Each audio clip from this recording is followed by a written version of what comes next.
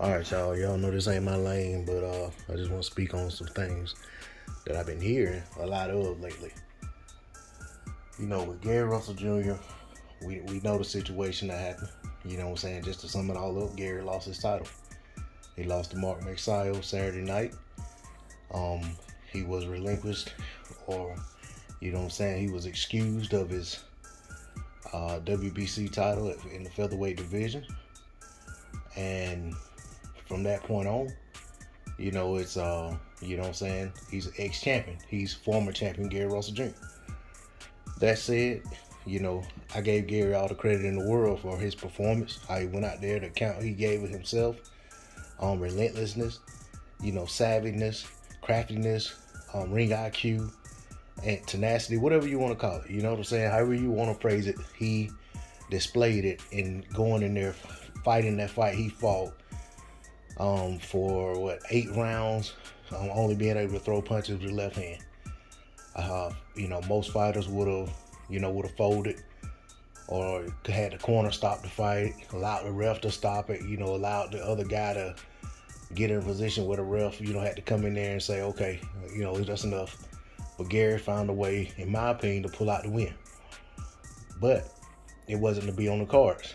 It was a split majority decision in Mexio's favor, and that's how it'll go down in the record books. That said, we're hearing a lot of people, having their opinion of it, just like myself. Devin Haney, who I'm a fan of, or I support. I support his fights. I make videos in support of him. I tune in and watch his fights. He and Gary Russell Jr. have had words over the years because they had recently in recent times, because they had a fight a little while back that they were trying to put together that just didn't come together. So Devin comes out, calls, said Gary lost to a bum or whatever the case may be, and from there on the narratives began.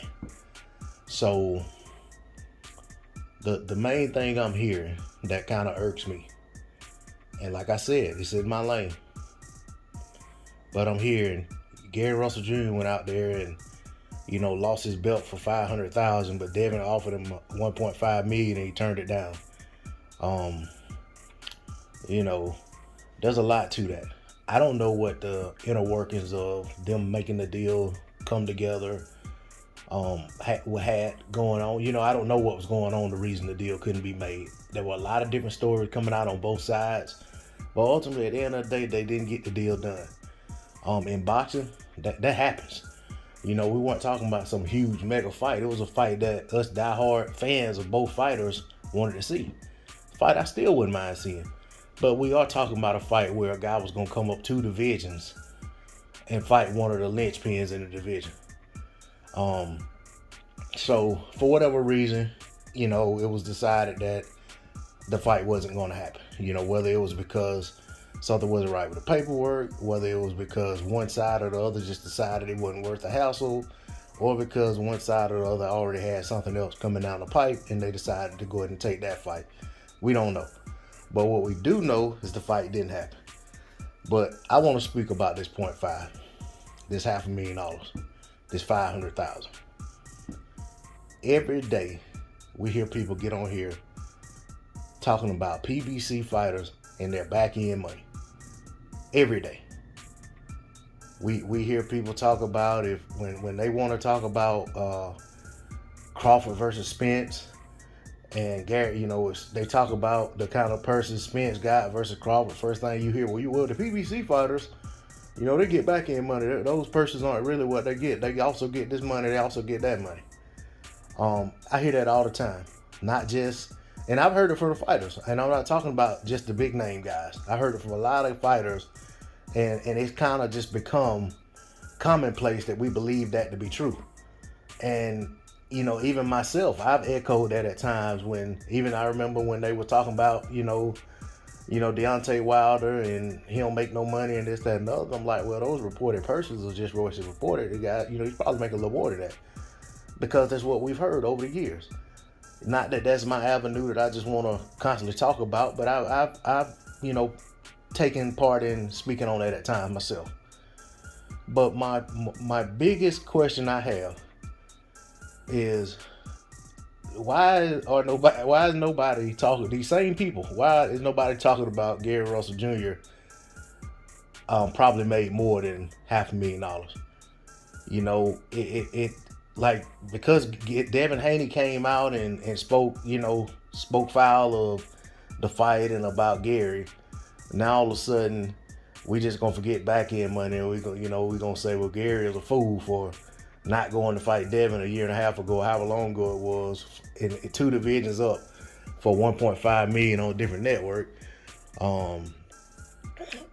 and deciding to defend his title for $500,000 on Showtime, and just leave it at that. Just let that hang out there and just keep perpetuating, and just let that let that grow legs and continue to be the running narrative right now. I feel like, what Gary and Devin have, going on between them, that's their business.